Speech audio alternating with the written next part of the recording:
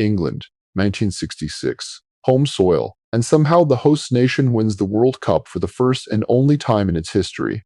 Convenient, isn't it? A goal that may never have crossed the line. A captain sent off for an argument the referee couldn't even understand. The greatest footballer alive kicked off the pitch while officials looked away. And a trophy that was stolen before the tournament even began. None of this is conspiracy. These are facts. What you do with them. That's the interesting part. Chapter 1. The Trophy. March 1966. The Jules Rimet Cup, the actual World Cup, is put on public display at a stamp exhibition in Westminster, London. 6 security guards. Broad daylight. Someone walks off with it. The ransom note arrives at the Football Association. £15,000. The FA is so rattled they secretly commission a fake replica just in case. Then, 7 days later, the trophy turns up in South London, wrapped in newspaper. Under a hedge, found by a dog. His name was Pickles. Chapter 2. Pelé.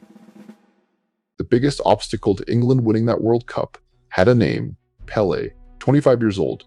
2 World Cup medals already. Brazil the heavy favorites. Here's what happens to him. First match, against Bulgaria. Pelé is hacked down repeatedly for 90 minutes. He scores anyway, but he is visibly limping by the final whistle. Second match, against Hungary. He's too injured to play. They leave him out. Brazil lose. Now it's survival. The last group game, Portugal. Pelé isn't fit, but Brazil have no choice. They play him, and then a man named João Moret hunts him down. 2 fouls, both on the same knee. The referee, George McCabe, watches it happen. Doesn't show a card, doesn't say a word. No substitutes exist yet in this tournament. So Pelé stays on the pitch, limping, barely able to walk, completely useless to his team. Brazil lose 3-1 and crash out. Pelé gives a statement to the press afterwards. He says football had stopped being an art, that it had become a war. He says he will never play in a World Cup again. He's 25. He means it. Here's the question Duck wants to leave with you. In a tournament where the most dangerous man in the world was systematically removed from the equation, did referees simply miss it, or did they look the other way? The question isn't whether Pelé was targeted. He clearly was. The question is why no referee in 3 successive matches saw fit to protect him. Chapter 3. Why red cards exist. Argentina's captain is a man named Antonio Rattín, one of the best footballers in the world, and he is furious because he believes the German referee, Rudolf Kreidlin, has been making every decision in England's favor. He protests loudly. Here's the problem. Rattín speaks no German. Kreidlin speaks no Spanish. They argue back and forth, neither understanding a single word the other is saying. And then Kreidlin points at the tunnel. Rattín, sent off. For what? The referee later says he sent him off for his attitude. For the way he looked at him. A famous BBC commentator at the time called it being dismissed for violence of the tongue. Rattín refuses to leave. For nearly 10 minutes, the match stops completely. 90,000 people watch.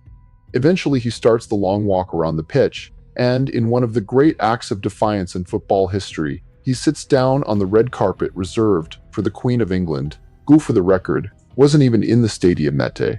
England win 0. Afterwards, Alf Ramsey tells his players not to swap shirts with the Argentines. On television, he calls them animals. The rivalry between England and Argentina is born right there, in that moment, and it will define the next 20 years of football history. That sending off was so controversial, it directly led to the invention of yellow and red cards. So referees could communicate a decision without anyone needing to understand the language. A rule born from a match many in Argentina to this day believe was stolen from them. Chapter 4. The Ghost Goal. The final. England versus West Germany. Extra time. 2 goals each. Then Geoff Hurst turns and shoots. The ball crashes off the underside of the crossbar, bounces down on the line or behind it, and spins back out. The referee isn't sure. He goes to his linesman. That linesman is a Soviet official from Azerbaijan named Tofiq Bahramov. He speaks neither English nor German. He has one of the worst possible angles to judge what he's being asked to judge. He signals, goal, England 3, Germany 2. Hurst scores again, 4-2. England, are world champions. But here's the thing. Was it actually a goal? In 1996, 30 years later, engineers at Oxford University reconstructed the moment. Their conclusion, the ball was 6 centimeters short of the line. Not a goal. Then in 2016, Sky Sports rebuilt it in virtual reality. Their conclusion, it did cross. 2 serious studies, opposite answers. 60 years on, nobody can prove what happened. Bahramov had fought against the German army in the Second World War. Years later, on his deathbed, a journalist asks him, "How are you so sure the ball had crossed the line?" His answer? One word. And then there is the legend. Stalingrad, the battle where Germany invaded the Soviet Union. Now, that story may be exactly that, a story. Football loves a legend. But ask yourself why it's so easy to believe. So, did FIFA fix the 1966 World Cup? Here's what we can say. The host nation won. The most dangerous opponent was battered out of the tournament without a single card shown to his attackers. A quarterfinal was decided by a sending off no one could legally explain. And the winning goal may have been centimeters from being no goal at all. 4 facts. 1 World Cup. 1 winner. History doesn't always give you the verdict. Sometimes it just gives you the evidence and asks you to sit with the discomfort, and somewhere in a vault. The actual Jules Rimet trophy doesn't even exist anymore. It was stolen again in 1983, melted down for gold. Make of that what you will. I'll let you decide. Duck out.